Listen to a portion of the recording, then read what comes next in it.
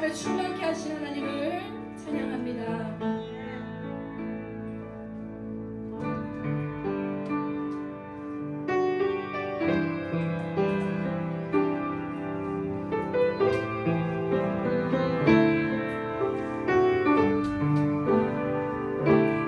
세상의 부와 세상의 명예 세상 자랑 모두 내려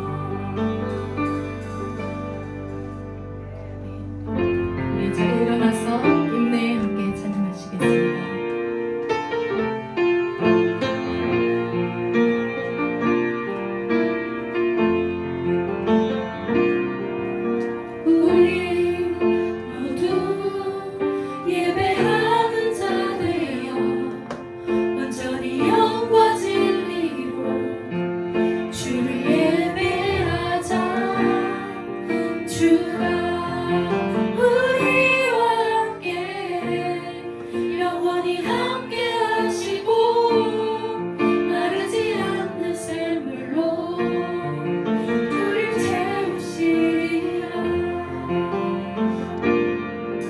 우리 모두 예배하는 자들여 온전히 영과 진리로 주를 예배하자.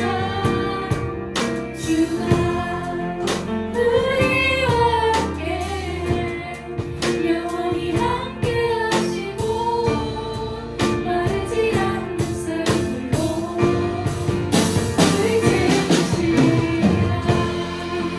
모두 예배하는 자들여 온전히 영과 진리로 주를 예배하자. 주가 우리와 함께 영원히 함께 하시고 마르지 않는 샘물로 우릴 채우시리라.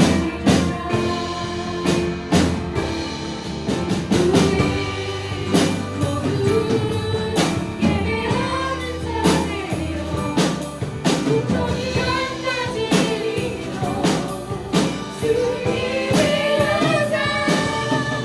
주가 우리와 함께 영원히 함께 하시고 마르지 않는 샘물로 우릴 채우시리라.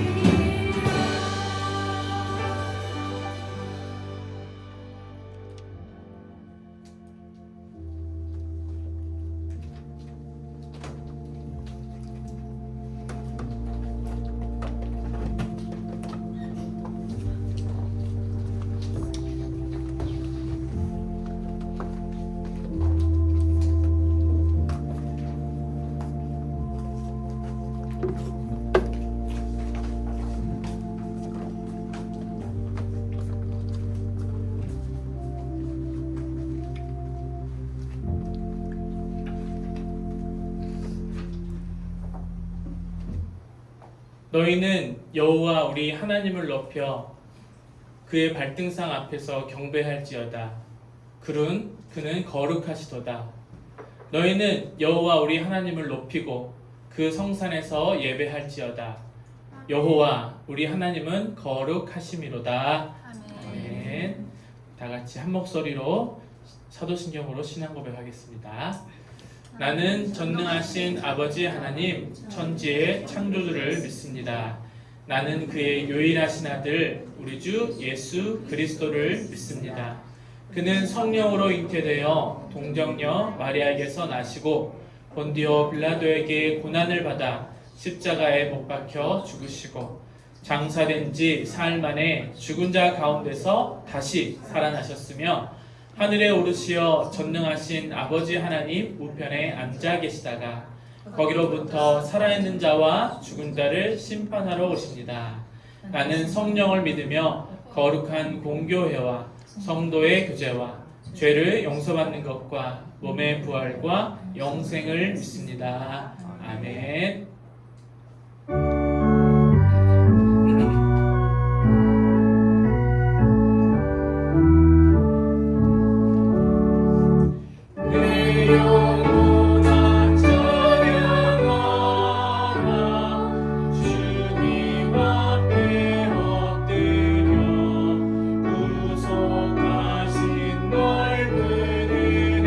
높이 찬양하여라. 할렐루야.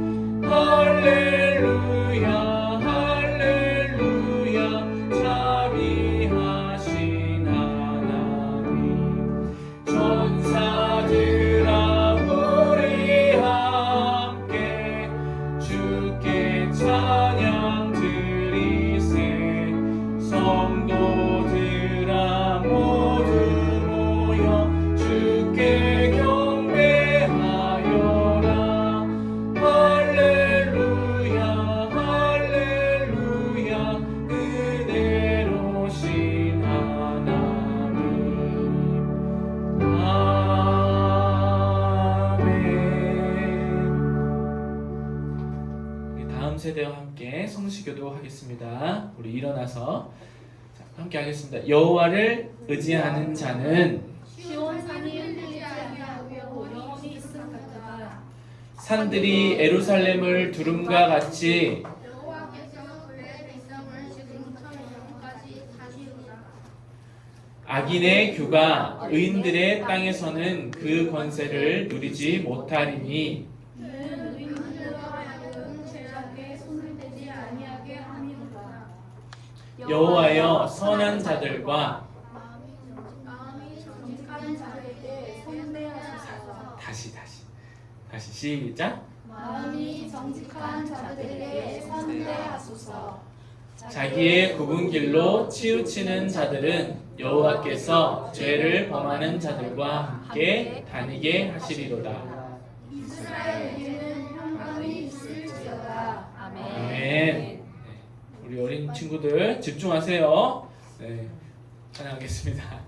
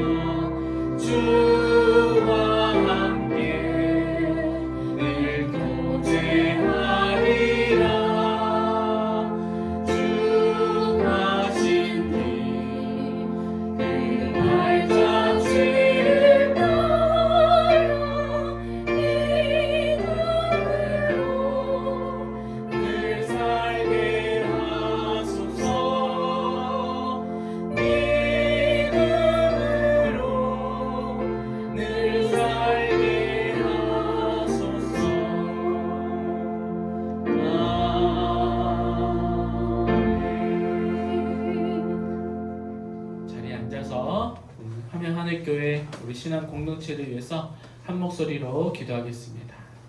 옆에 화면을 보시고 기도하겠습니다. 사랑하는 하나님 아버지, 지난 한 주간도 저희를 안전하게 지켜주셔서 감사합니다.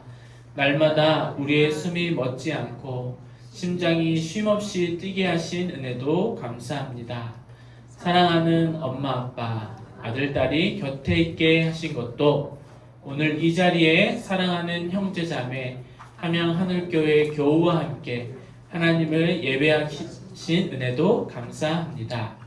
이 모든 것이 하나님이 베푸신 놀라운 기적입니다. 오늘의 감사는 하나님께서 세상을 창조하기 전부터 우리를 사랑하시기로 예정하셨기에 누릴 수 있는 기쁨입니다. 아버지, 정말 감사합니다. 하나님, 우리 서로 진심으로 사랑하게 해 주십시오. 사랑은 거짓이 없습니다. 우리는 예수님을 통해 진짜 사랑이 어떤 것인 줄 압니다. 친구를 위해 자기 목숨도 내어주는 사랑. 우리가 과연 그런 사랑을 할 줄 아는 공동체인지요? 주님, 우리는 연약합니다. 사랑에 서툽니다. 사랑을 하려면 많은 노력이 필요한데 우리는 오래 참는 것이 힘들고 내가 손해보면서까지 남을 위해 사는 것도 어렵습니다. 그러나 주님, 우리를 살리려고 십자가 지신 예수님이 우리 안에서 우리를 참 사랑의 길로 인도하여 주실 줄 믿습니다. 예수님의 마음으로 타인을 대하게 하소서. 우리의 성격과 삶을 변화시키는 것은 오직 주님이십니다. 주님의 선한 능력으로 우리를 다듬어 주소서. 예수님께서 자신을 찾아오는 모든 사람의 마음을 깊이 헤아려 함께 울고 아파하며 그들을 치유해 주셨듯이 우리 역시 아픔 당한 이웃과 아픔을 함께 느끼며 그들을 위해 기도하며 치유하는 주님의 손길이 되기를 소망합니다. 하나님, 우리를 사용하여 주십시오. 많은 사람을 주님께로 인도하는 함양 하늘교회가 되기를 예수님 이름을 힘입어 기도합니다. 아멘. 평화 인사 나누겠습니다. 손을 뻗어서 우리 주 예수 그리스도의 평화가 함께 하시길 빕니다. 우리 주 예수 그리스도의 평화가 함께 하시길 빕니다. 우리 목사님하고 오일선 지사님한테도 해서 한 번 더 다 같이 시작. 우리 주 예수 그리스도의 평화가 함께 하시길 빕니다. 네, 우리 옆 사람 보면서 손 잡아도 돼요. 네, 손 잡고 시작. 우리 주 예수 그리스도의 평화가 함께 하시길 빕니다. 제일 멀리 있는 사람한테 시작. 우리 주 예수 그리스도의 평화가 함께 하시길 빕니다. 네, 같이 기도하겠습니다. 하나님, 이제 하나님 말씀 앞에 섭니다. 하나님, 저희의 마음이 온전히 하나님을 향할 수 있도록 도와주시옵소서. 하나님의 말씀을 듣는 것을 방해하는 모든 것들이 예수 그리스도 이름으로 물리치게 하시고 우리가 온전히 하나님께 집중함으로 우리를 살리려고 또 우리에게 참 생명과 기쁨을 주시려고 말씀을 주시는 하나님의 뜻을 헤아려 알 수 있도록 도와주시옵소서. 주님, 우리 힘으로는 어렵습니다. 그러나 성령 하나님은 하실 수 있습니다. 성령 하나님을 붙듭니다. 오늘 김아롱 전도사와 또 서나라 어린이가 하나님의 말씀을 봉독합니다. 그들의 입에서 나오는 말씀이 하나님의 음성으로 들릴 수 있도록 도와주시옵소서. 또 우리 담임 목사님을 세우셔서 하나님의 말씀을 대언합니다. 부족하고 연약한 모습 감춰주시고 오직 하나님의 영광이 드러나는, 그리하여 우리 함양하늘교회에 예배하는 모든 교회의 삶과 몸과 마음이 치유되고 모든 문제가 해결되는 귀한 역사가 일어날 수 있도록 도와주시옵소서. 예수님 이름으로 기도합니다. 아멘.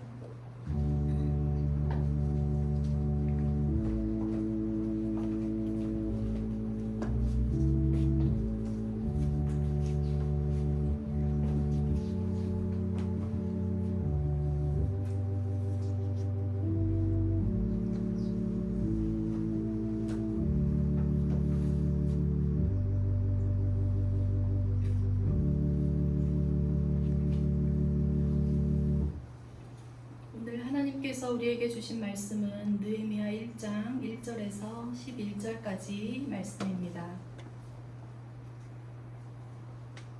저희가 말씀을 봉독하겠습니다.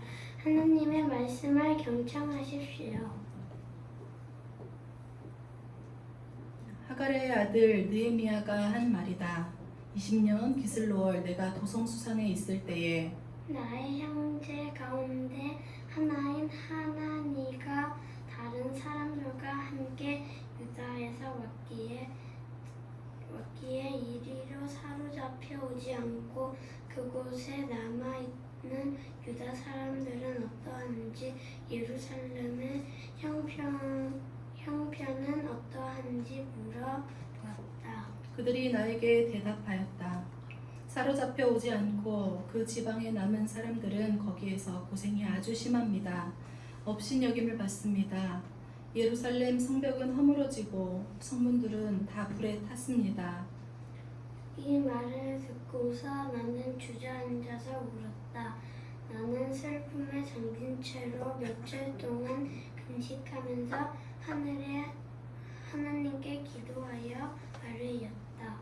주 하늘의 하나님, 위대하고 두려운 하나님, 주님을 사랑하는 아들과 세운 언약, 주님의 계명을 지키는 이들과 세운 언약을 지키시며 은혜를 베푸시는 하나님, 이제 이 종이 밤낮 주님 앞에서 주님의 종 이스라엘 자손을 위하여 드리는 이 기도에 귀를 기울이시고 살펴주십시오. 우리 이스라엘 자손이 주님을 거역하는 죄를 지은 것을 자복합니다. 저와 저희 집안까지도 죄를 지었습니다. 우리가 주님께 매우 큰 잘못을 저질렀습니다. 주님의 종 모세를 시키어 우리에게 내리신 계명과 율례와 규례를 우리가 지키지 않았습니다. 주님의 종 모세를 시키시어 하신 말씀을 기억하여 주십시오.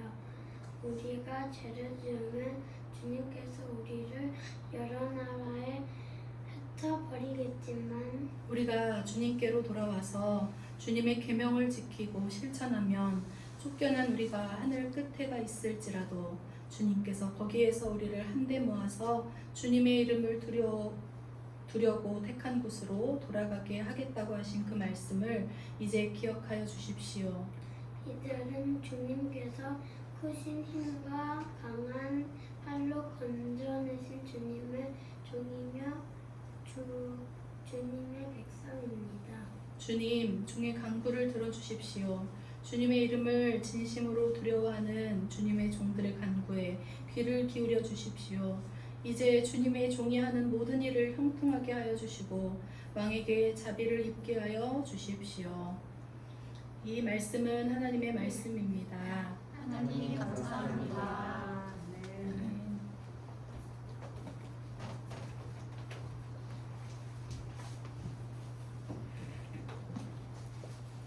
할렐루야. 네, 반갑습니다. 졸음이 오신 분은 미리 일어서서 뒤로 가서 계세요. 하다가 질문할 거거든요. 오늘은 성령 강림 몇 번째? 16번째 주일입니다. 네, 우리 교회가 16번 성령 강림 후 이렇게 얘기하는 거는 굉장히 의미가 있어요. 예수님 믿는 사람들이 예수님을 믿으면 우리 안에 성령이 임하시죠. 성령이 임한 뒤에는 어떻게 자라가야 되는지 지금 16번째 성령 강림절 지난 후 16번째 교회는 건물이 아니고 성도들입니다. 어떻게 성장해 가고 있나 이거를 우리가 살펴볼 수가 있어요. 혹시 지난주 설교 제목이 생각나세요? 용돈을 지난주에 줬는데도 기억을 못하네. 오늘 준비 안 해오기 잘했구만. 지난주 설교 제목이 성령의 능력으로 뭐하는 교회? 부흥하는 교회. 오 주여. 이럴 때마다 설교 준비를 하면서 온종일 수시간을 투자할 때 듣지도 않아서도 이렇게 할 필요가 있나? 이런 생각이 들고 시험에 빠진다니까. 좀 메모하면서 우리 친구들 들었으면 좋겠어요. 성령의 능력으로 부흥하는 교회는 우리 총회 주제이기도 내년에 총회 주제이기도 해요. 저는 한 주간 우리 교회가 이 성령의 능력으로 부흥하는 교회가 되려고 하면은 어떻게 해야 되지? 하고 고민을 했어요. 물론 초대 교회를 거울 삼아서 최우선으로 초대 교회가 했던 전도하는 교회 그런 교회가 돼야 된다는 생각은 변함이 없어요. 하지만 예수님의 꿈이 하나님의 나라이기 때문에 전도하는 교회가 되어야 한다는 건 변함없는 생각인데 전도하기 전에 왜냐하면 전도하러 갔다가 니나 잘 믿으세요 이 소리 들을까봐 그 생각이 드는 거예요. 그래서 예수님의 꿈을 이루어드리기 위해서 복음을 전하긴 전해야 되겠는데 그러려고 하면 무엇부터 시작해야 될까? 니나 잘못했어요 들으면 안 되는데 이걸 고민하면서 어느 때처럼 기도의 자리로 나아갔어요. 그래서 화요일 새벽이었거든요. 찬송을 한 장 딱 불러요. 저는 아침에 찬송 한 장 부르고 이제 큐티 책이 있어서 큐티를 읽고 이제 기도하거든요. 그래서 찬송을 한 장 부르고 말씀 읽기 전에 주님 말씀 가운데서 제가 무엇을 행할지를 가르쳐 주십시오 라고 기도를 딱 하면서 9월 큐티책을 쫙 열었어요. 그게 바로 오늘 본문 느헤미야서 1장 1절에서 11절 말씀이었어요. 그때 하나님께서 예루살렘을 회복시키기 위해서 하나님이 선택하신 에레미야를 딱 만나게 하시더라고요. 그래서 우리가 복음을 전하기 위해서 어떻게 해야 될까? 복음 전하기 위해서 준비하는 이 마음을 먼저 깨닫게 해주시면서 그게 공감하는 마음을 갖는 것이다 라는 마음을 감동을 주셨어요. 친구들 공감이 뭐지? 공감을 뭐라고 생각해? 무슨 뜻이라고 생각하지? 서로의 마음을 아는 것? 마음을 알아주는 거지, 그지? 우리 항상 우리 소은이 찐팬이야, 목사님. 이 공감이라는 것은 남의 의견, 남의 주장, 그리고 남의 이 감정에 대해서 나도 그렇다라고 이해하고 알아주는 거야. 따라해볼까요? 아, 그렇구나. 아, 그렇지. 누구 말을 들을 때 아니야, 그거 아니야. 이게 아니고 먼저 이 공감부터 하면 마음을 알아주는, 이해해주는 거야. 이 공감하는 마음은요, 남의 의견을 존중해주는 사람, 존중해주는 그런 마음이에요. 자기 의견하고 맞지 않아. 그래도 함부로 무시하지 않아요. 그리고 친절한, 배려하고 친절하게 하는 그런 마음이에요. 이 공감의 마음이. 이 공감하는 마음은 또 다른 사람의 감정을 함께 느껴주는 마음이에요. 남이 기뻐할 때 함께 기뻐해요. 슬퍼할 때 함께 슬퍼해요. 두렵고 무서워할 때 우리는 막 연설을 해요. 특히나 목사님들은 말씀을 들추면서 그러지 말라고, 이래야 된다고 가르쳐. 가르치기 전에 공감부터 해요. 그 두려움 속에 그랬구나. 그랬어? 심지어는 미워하는 말, 원망하는 말, 이런 말을 들을지라도 그 사람의 마음을 이해해주면서 받아주는, 그게 공감하는 마음이에요. 그런데 여러분, 이런 공감하는 마음을 가지고 있는 사람, 그런 공감의 능력이 뛰어난 사람, 공감의 능력자라고 해요. 공감력이 굉장히 뛰어나다. 상대방의 마음을 헤아려주는, 받아주는, 그렇게 친절하고 너그러운 사람들을 보면 공감 능력이 뛰어나구나 라고 말을 해요. 그런데 이런 공감력이 뛰어난 사람들은요, 그들의 삶 속에 들여다보면 모든 사람들과 관계가 굉장히 원만해요. 모나지를 않아요. 왜 그렇죠? 공감해주는 상대방의 의견이나 감정이나 어떤 것도 그냥 함께 이해하고 받아주는 그런 마음이 크기 때문에 그 공감의 능력이 밑거름이 딱 돼 있어. 기본 바탕에 깔렸어. 그래서 어떤 대화를 나누든 그 사람은 불편하지 않아. 그래서 많은 사람들이 좋아하고 많은 사람들이 함께 있고 싶어 하는 사람이 돼요. 우리 친구들은 어때요? 친구 많아요? 네. 친구 많은 건 좋은 거예요. 그런데 이런 공감 능력은 삶에서뿐만 아니라 우리의 신앙의 삶, 신앙생활을 할 때에도 중요한 조건이에요. 하나님의 일을 할 때에도 아주 중요한 조건이 돼요. 왜 그럴까요? 여러분 신앙생활이란 게 뭐죠? 다시 물어볼게요. 우리 생명상 공부하는 사람들에게. 이 신앙생활에서 가장 중요한 것은 뭘까? 믿음. 우리 용성이 형제 잊어버렸어? 신앙생활에서 가장 중요한 게 뭐라고 배웠죠? 생명의 삶 첫 과에서 배웠어. 사랑. 믿음, 사랑 다 좋아. 응. 예배. 신앙생활에서 중요한 것 관계라고 말씀했어요. 관계. 이걸 잊어버리면 안 돼. 이 관계가 삐뚤어지면 신앙 꽝이야. 10년, 20년, 50년 신앙생활에도 하나님과의 관계가 어그러지거나 이웃들의 관계가 어그러지거나 하면 신앙생활 꽝이라니까. 이만큼 관계가 중요하다고 배웠어요. 우리 신앙생활이라고 하는 것은 하나님과 수직적인 관계, 이웃들과의 수평적인 관계, 그게 어떠한가에 따라서 신앙생활이 거룩하구나. 신앙생활 잘하고 못하고가 달려있어요. 생각해봐요. 하나님 관계는 좋아. 헌금생활 잘해. 예배생활 잘해. 기도생활 잘해. 다 잘해. 근데 이웃과의 생활에서 니나 잘 믿으세요. 이렇게 이웃들이 비난한다면 관계가 오르진 거예요. 왜요?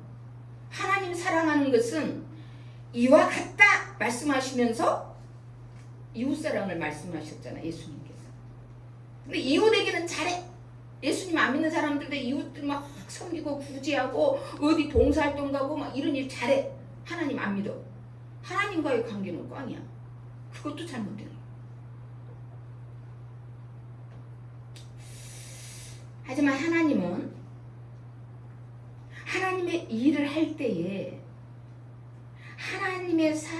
하나님께서는 이웃사랑이라고 그러죠. 가짜 그랬잖아요. 하나님 사랑하고 사람들의 아픔을 공감하는 사람을 택하셔서 당신의 일을 하세요. 바로 오늘 말씀에 나오는 느헤미야가 그런 사람이었어요. 느헤미야는 어떤 사람이었길래? 따라합시다. 고통당하는 사람과 당하는 사람과 함께 우는 사람이었습니다. 함께 우는 사람이었습니다. 느헤미야는 공감할 줄 알았어요. 아픈 사람들하고 고통당한 사람들을 같이 울어주는 사람이었어요. 그렇기 때문에 그는 하나님의 일을 하는 적임자가 됐던 거예요. 그때 당시 하나님의 일이 어떤 일인데? 예루살렘을 회복하는 일이에요. 자, 그렇다면 우리도 공감할 줄 아는 사람이 되려면 어떻게 해야 될까? 오늘 말씀에서 느헤미야를 우리가 들여다보면서 하나님은 왜 그토록 택했던 이스라엘의 예루살렘을 회복하기 위해서 느헤미야라는 사람을 선택해서 사용하셨을까? 느헤미야가 어떤 사람이길래 살펴보고자 해요. 먼저 느헤미야는 물어보는 습관이 있었어요. 저는요, 결혼을 딱 하기 전에 친정 엄마가 너는 아는 것도 꼭 시어머니에게 물어보면서 해라. 이걸 가르쳐 주셨어요. 왜? 가정 문화가 다르잖아요. 친정에서 살았던 음식했던 그 문화와 시댁의 음식 문화가 다르거든요. 덥석 친정에서 배우신 대로 해버리면 시어머니가 싫어하잖아요.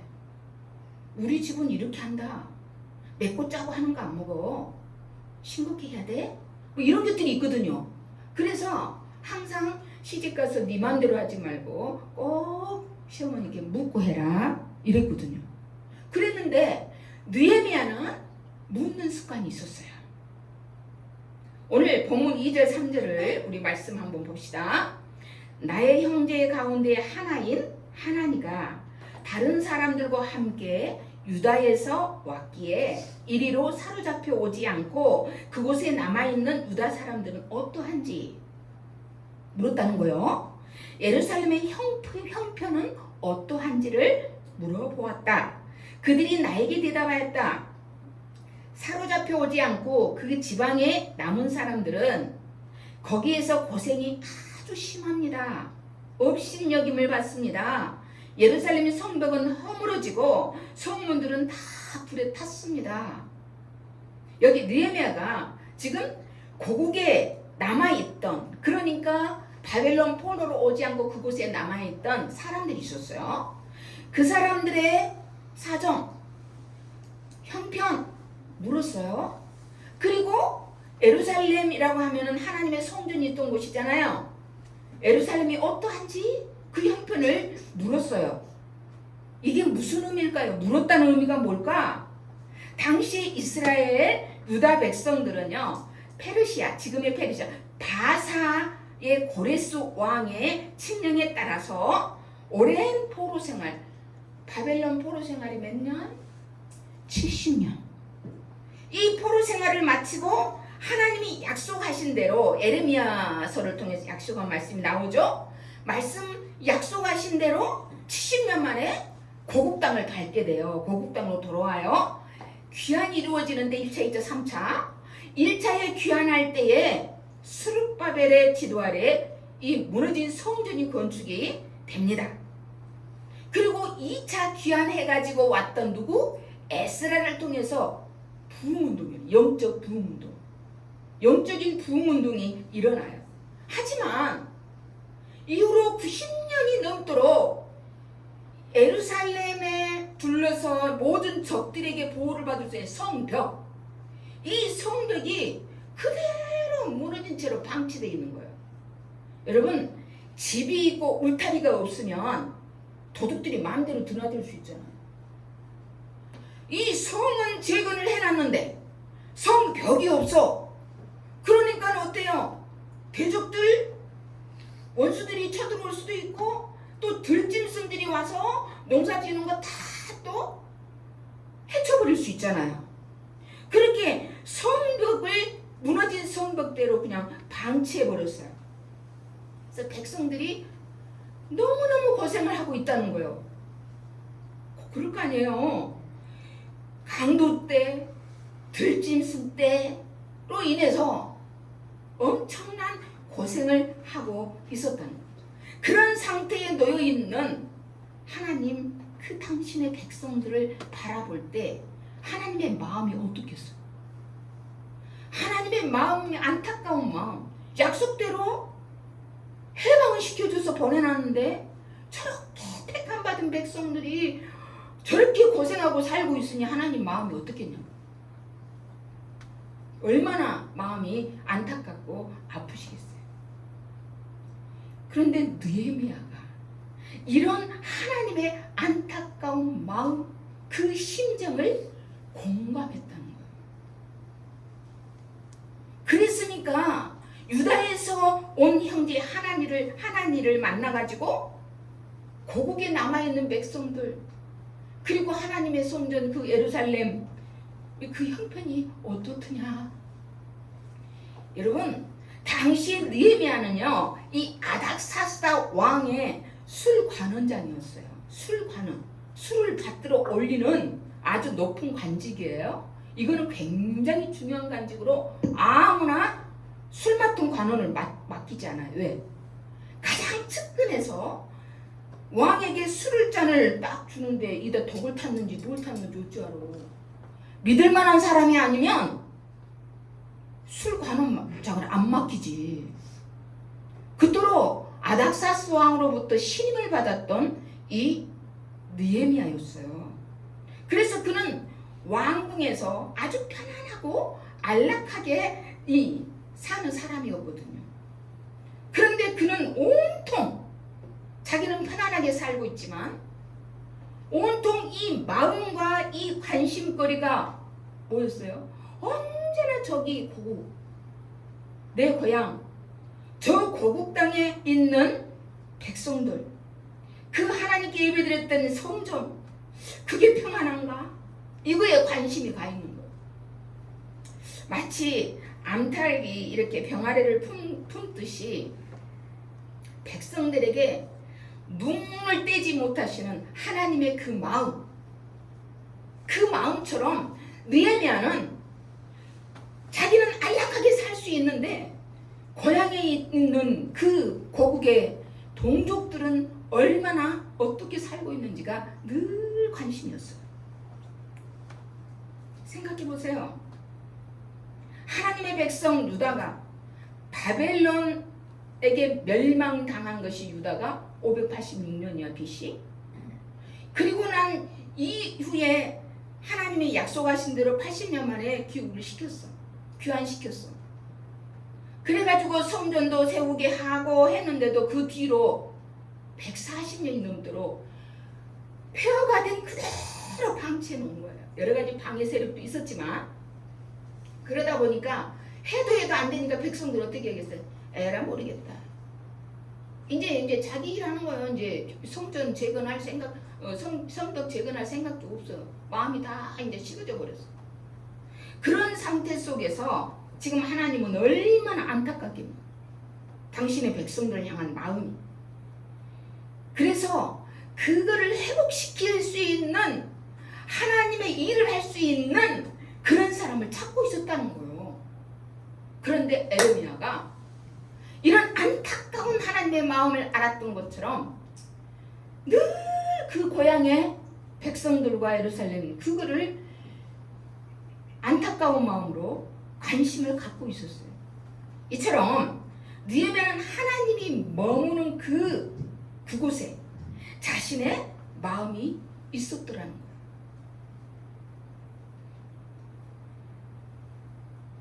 그런데 이 무너진 성벽을 보세요. 생각해 보세요. 다시 일으키시려고 하시는 이 하나님의 계획이 있잖아요. 하나님의 그 위대한 일들이 어떻게 시작이 되냐고요. 아주 작은 관심인데 당신의 마음과 이 하나가 될 수 있는 공감하는 마음, 그 마음을 알고 불쌍히 여기고 함께 아파하는 그런 마음의 소유자, 그 느헤미야를 통해서 하나님은 위대한 일을 시작해요. 지금 우리가 사는 이 시대는요, 이기주의로 가득 차 있어요. 지금도 자기 마음에 안 들고 자기 뜻에 안 맞으면 가버릴 사람들 있잖아요. 이런 세상에서 우리가 믿는 자로서 어떻게 해야 될까? 저는 그렇게 어떻게 하면 좋을까를 생각할 때 히브리서 기자의 말이 생각이 났어요. 히브리서 10장 24절로 25절 찾을 수 있는 친구 빨리 찾아봐요. 친구들 찾을 수 있어? 히브리서 10장 24절로 25절 말씀. 성경책 안 들고 다니는 거 안 좋은데 저기 뒤에 한 권이 아직 남았는데도 관심이 없구만. 이게 다 우애가 있으니까 그래. 자, 찾은 사람? 자, 찾은 사람 함께 읽읍시다. 시작. 그리고 서로 마음을 써서 사랑과 선한 일을 하도록 격려합시다. 어떤 사람들의 습관처럼 우리는 모이기를 그만하지 말고 서로 격려하여 그날이 가까워 오는 것을 볼수록 더욱 힘써 모입시다. 지금요, 코로나 이후 시대에 이후에 교회에 모이지 않고 이 자기 복음으로 사는 사람들이 있어요. 근데 이 히브리서 기자는 뭐라고 해요? 서로 돌아보면서 격려하자는 거예요. 바로 이 서로 돌아보면서 격려하는 이 작은 습관부터 갖기를 소원합니다. 서로 돌아보고 격려해 준다고 하는 것은 무슨 마음이에요? 공감하는 마음이에요. 무슨 마음? 공감하는 마음이에요. 공감하는 마음.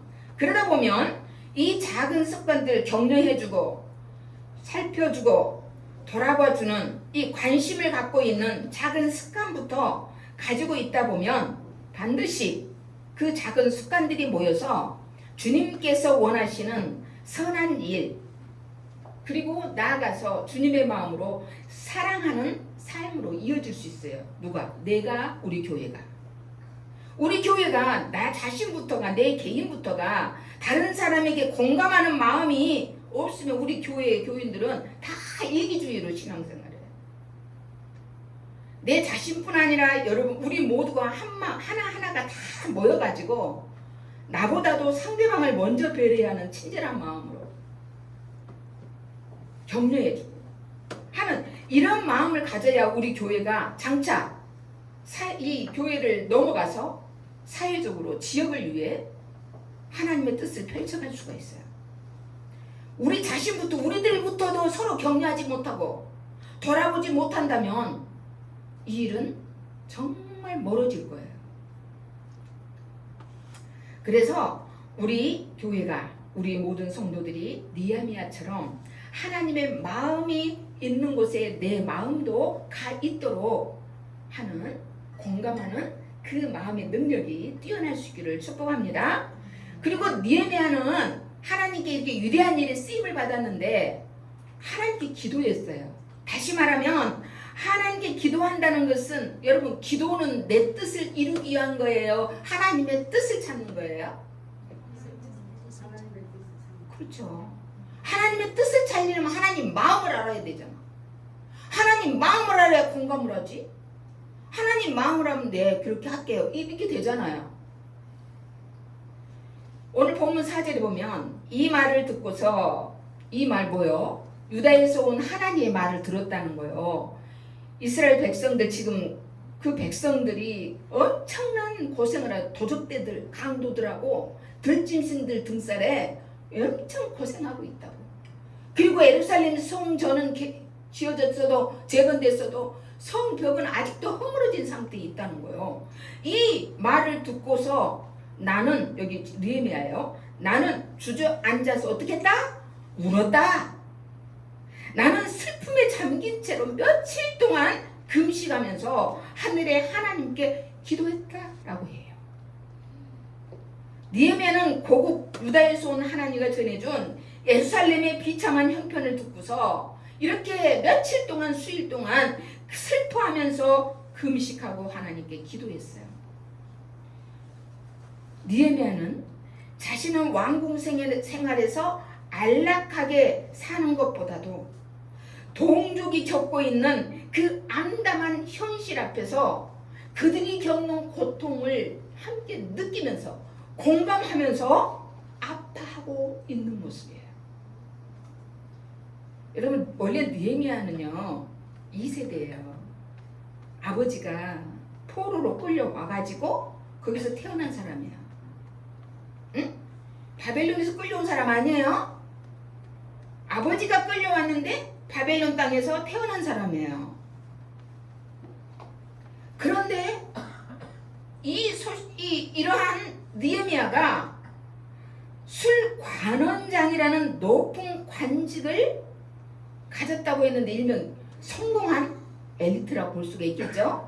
성공한 사람이에요. 그렇기 때문에 고향에 있는 그 사람들이 그러든지 말든지 조상 탓을 하면서, 조상의 죄 때문이지, 에?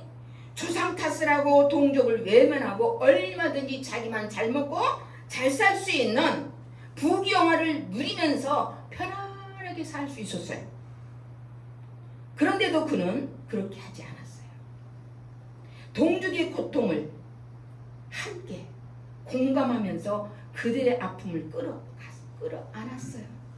그래서 소식을 듣고 주저앉아서 통곡을 했어요. 개정에는 통곡했다고 그랬거든. 정말 우리가 하나님을 믿는 사람들, 하나님의 자녀라고 한다면 어려움을 겪고 있는 사람들을 위해서 그 고통을 공감하면서 함께 올 수 있어야 돼요.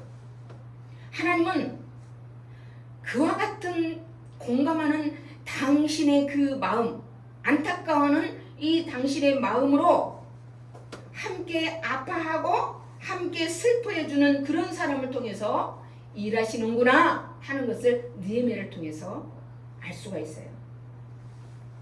느헤미야는 그렇다고 슬퍼서 주저앉아서 통곡만 하고 있지 않아요. 자신이 할 수 있는 일에 최선을 다해요. 그게 뭐죠? 소식 듣고 주저앉아갖고 통곡을 했어. 주저앉아 통곡만 했느냐? 아니에요. 하나님께 나갔어요. 슬픔만 안고 있는 게 아니라 이 슬픔을 가지고 하나님께 나간 거예요.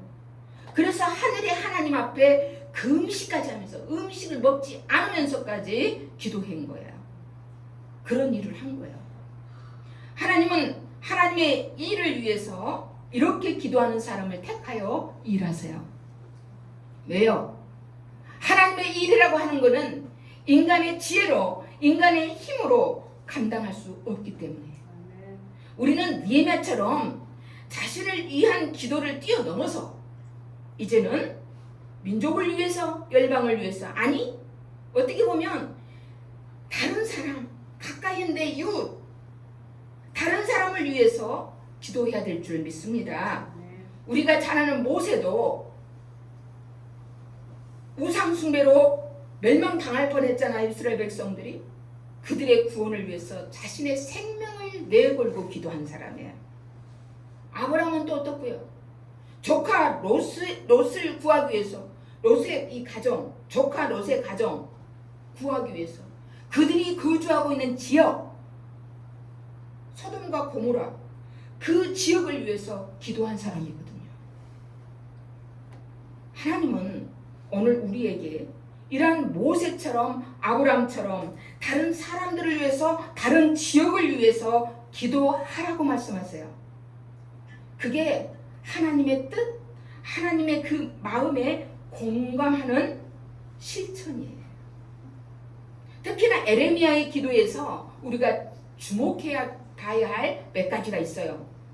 느헤미야는 이 고향의 고국의 동족들의 아픔을 슬퍼만 하지 않고 그 슬픔을 하나님 앞으로 기도의 자리로 가지고 나아갔어요.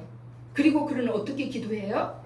먼저 언약을 지키시고 긍휼을 베푸시는 하나님을 붙잡고 기도해요. 슬퍼하기만 하는 거 아니에요. 슬픈 일이 있을 때 그 슬픔을 하나님께로 가지고 나갔단 말이에요.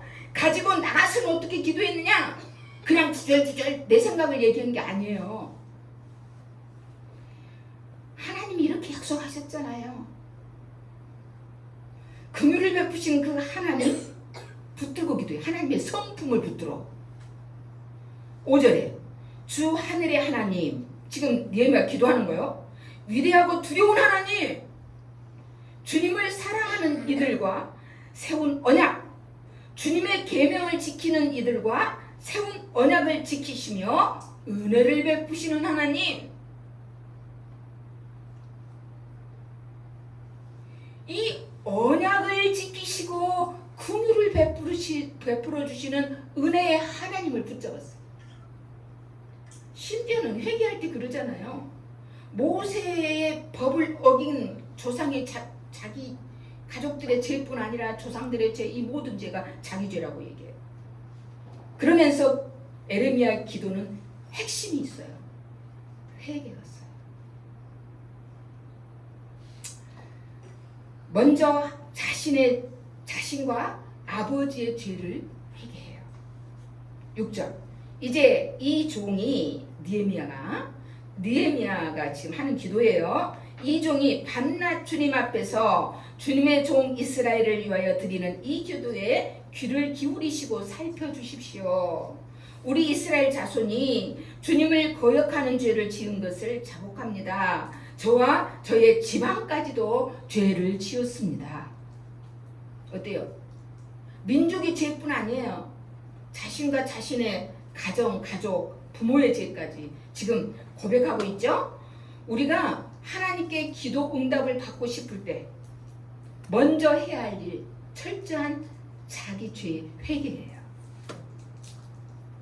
죄를 버려둔 채로 기도 응답을 바라는 것은 어리석은 사람이에요.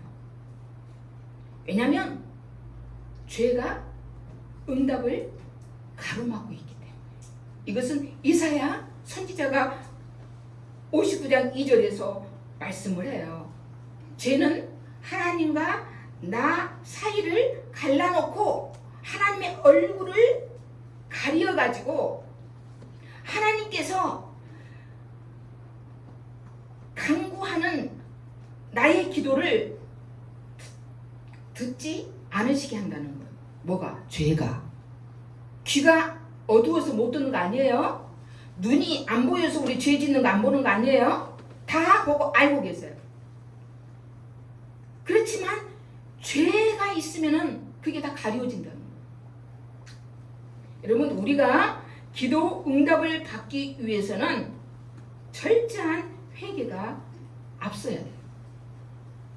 그리고 세 번째로 느헤미야의 기도에 커다란 뭔가 힘이 있었다는 것을 느낄 수 있어요. 바로 하나님 말씀을 붙들었다는 거예요. 약속의 말씀. 느헤미야는 하나님의 백성이 하나님께로 돌아와서, 그러잖아요. 하나님께 돌아왔다는 건 회개하는 거잖아요. 회개하고 돌아가서 계명을 지키면, 하나님의 말씀을 지키면은 반드시 회복한다는 것을, 그 약속을 기억해달라고 하나님 그렇게 말씀하셨잖아요. 9절 함께 읽을까요? 우리가 주님께로 돌아와서 주님의 계명을 지키고 실천하면 쫓겨난 우리가 하늘 끝에 가 있을지라도 주님께서 거기에서 우리를 한데 모아서 주님의 이름을 두려고 택한 곳으로 돌아가게 하겠다고 하신 그 말씀을 기억하여 주십시오. 하나님이 약속한 말씀을 기억해 달라는 거예요. 여러분, 하나님께 담대하게 기도할 수 있는 힘은 말씀으로 나가는 거예요. 왜요? 하나님의 말씀이고 약속이잖아.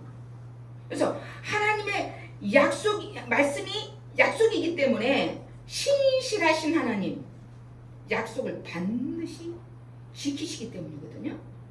우리가 말씀에 근거해서 그 말씀을 믿음으로, 그 말씀으로 기도하는 그 기도에 하나님은 응답을 안 하실 수가 없어요. 그리고 크게 세 번째로 느헤미야는 이렇게 동족의 아픔을 공감했어요. 그들의 형편을 묻는 작은 관심 가지고 기도의 자리까지 나가 실천했어요.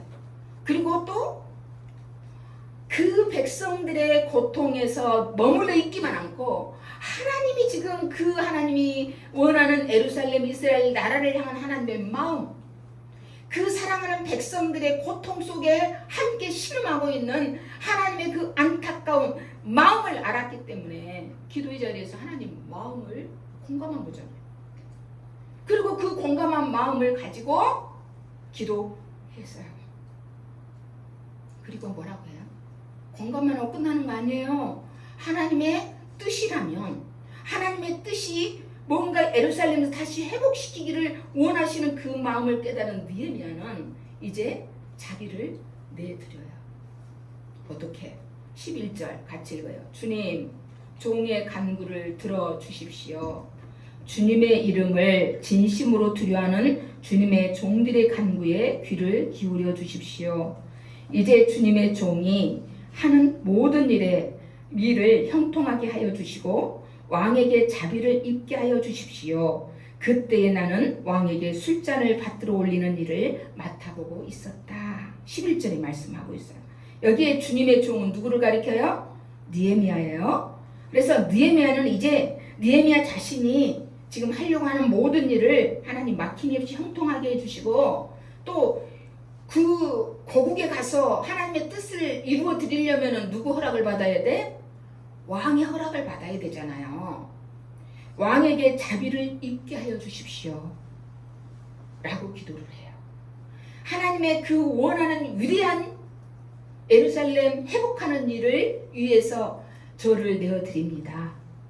그러니 종의 모든 일을 형통케 하시고 무엇보다도 왕의 술잔을 올려드리는 중대한 이 직책을 맡고 있기 때문에 왕에게 은혜를 입게 해달라.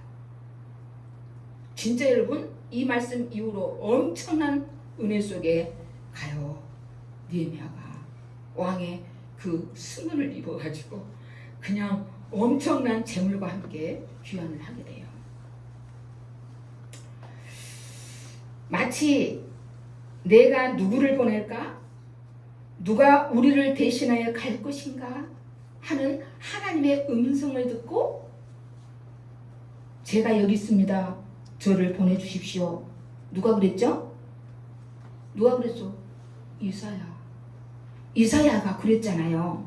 그런 것처럼 느헤미야도 역시나 하나님의 그 위대한 일을 위해서 자신을 내드렸어요.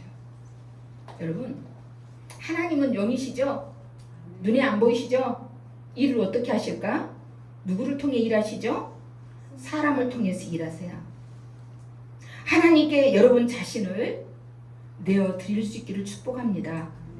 느헤미야처럼 하나님의 마음을 공감하면서 자신을 하나님 일에 내어드릴 때, 그때부터 하나님은 여러분 자신을 고치시고 가정과 하는 일과 이 나라의 민족, 이 땅을 새롭게 고치시고 구원에 가세요. 그 일을 시작하는 것을 경험하게 될 거예요. 그러면 여러분들이 어떻게 뭐한 것부터 자신을 내어드릴 때 뭐 어떻게 내어드려? 느헤미야는 뭘로 내어드렸어요? 금식하며 기도부터 했어요. 추석 명절이 한 주 앞으로 다가왔어요. 명절이라면 모두가 기쁘고 즐거워야 되는데 지금은 무너져버린 삶 때문에 아파하는 사람들이 너무나 많아요. 우리의 사회, 교회, 가정 안에 이 쌓여있는 여러 가지 문제들 때문에 명절일지라도 즐겁지가 않아. 기쁘지가 않아. 저 그러더라고요. 가보니까 너무 물가가 올랐어. 이 치솟는 물가로 한숨 소리가 이 명절 잠을 막 출렁출렁해. 더욱이 명절이면 누가 제일 고독해요? 없고 가난한 사람, 열악한 환경에 있는 사람들. 우리는 기도할 게 너무 많아요. 직접 내 돈을 가서 막 해주지 못해도 기도할 수는 있잖아요. 하나님께, 하나님 긍휼의 마음, 하나님께 불쌍히 여기시는 그 마음을 기대서 하나님 불쌍히 여겨주세요. 회복시켜주세요. 기도할 수 있잖아요. 정말 부조리한 정치라든지 사회, 경제, 환경들을 생각하면 그 원인을 찾아서 누구 탓이라고 비판도 하고 손가락질도 하고 싶어져요. 하지만 그런 태도로는 어떤 문제도 해결할 수 없어요. 그렇기 때문에 우리가 힘들수록 할 수 있는 일은 뭐다? 기도해요. 누구 탓을 하기보다 우리 가정이, 우리 사회가 하나님의 공의를 실현하도록 기도를 해야 되고, 또 우리 교회 공동체가 아까 찬양했어요. 세상의 빛, 우리의 삶이 세상의 빛이라고. 세상의 빛과 소금의 역할을 감당할 수 있도록, 삶의 예배를 드릴 수 있도록 우리는 하나님의 도움을 구해야 될 줄을 믿습니다. 우리 모두가 이 동족의 아픔에 공감하는 그 공감 능력이 충만했던 이 느헤미야처럼, 그래서 하나님의 위대한 일에 쓰임을 받았던 것처럼 고통당하는, 아파하는 우리의 이웃들의 그 아픔을 함께 끌어 안을 수 있기를 소원합니다. 뿐만 아니라 하나님께 기도의 그 슬픔을 가지고 기도로 나아갈 때 먼저 나의 죄부터 회개하고, 우리 가정의 죄부터 회개하고, 나라와 민족의 죄를 회개하고, 회개부터 하면서 하나님의 긍휼을 붙잡고 기도할 수 있는 우리가 됐으면 좋겠어요. 그렇게 할 때 하나님은 내 안에서, 우리 가정 안에서, 우리 교회 안에서, 이 사회 안에서 다시 회복의 역사를 시작하실 줄 믿습니다. 기도합시다. 주님, 종의 간구를 들어주십시오. 주님의 이름을 진심으로 두려워하는 주님의 종들의 간구에 귀를 기울여 주십시오. 이제 주님의 종이 하는 모든 일을 형통하게 하여 주시고 왕에게 자비를 입게 하여 주십시오. 하나님 아버지께서는 공감할 줄 아는 느헤미야를 선택하셔서 아버지 하나님의 위대한 일을 하게 하셨습니다. 정말 우리 교회가 성령의 능력으로 부흥하기 위해서는 우리 한 사람 한 사람이 느헤미야처럼 먼저 공감할 수 있는 마음, 그 공감 능력으로 함께 울고 함께 웃는 주님의 몸된 공동체를 이루어 가야겠사오니 우리 사랑하는 모든 성도들 한 사람 한 사람에게 이렇게 주님의 마음을 품을 수 있게 하여 주시옵소서. 그래서 주님의 마음이 그 머물러 있는 곳에 우리의 각자의 마음이 함께 갈 수 있도록 주님께서 크신 은혜로 함께하여 주시기를 예수님의 이름으로 기도합니다. 아멘. 이 말씀 따라 사는 동안 지치지 않게 하시고 이 말씀 따라 사는 동안 주님 나라 이루소서. 봉헌 찬송은 1절만 하겠습니다.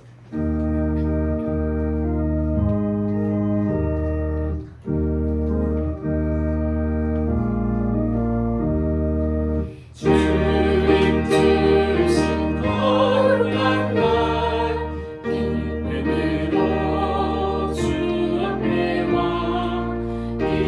기도하고 찬양하며 주께 경배 드립니다. 내게 주신 귀한 물질 하나님께 드리오니 기뻐 받을 제물로서 놀랍게 하옵소서.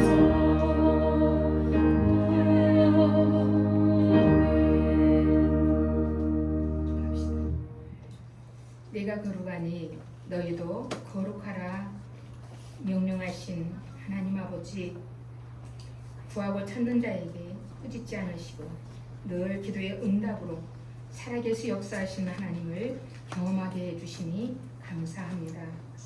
오늘 예배를 통해서 하나님의 마음이 머무는 곳에 내 마음도 두기를 소원합니다. 고통하는 이들과 함께 울고 즐거워하는 이들과 함께 웃는 그런 공감하는 마음을 가지고 하나님 구원 역사에 동참하기를 사모합니다.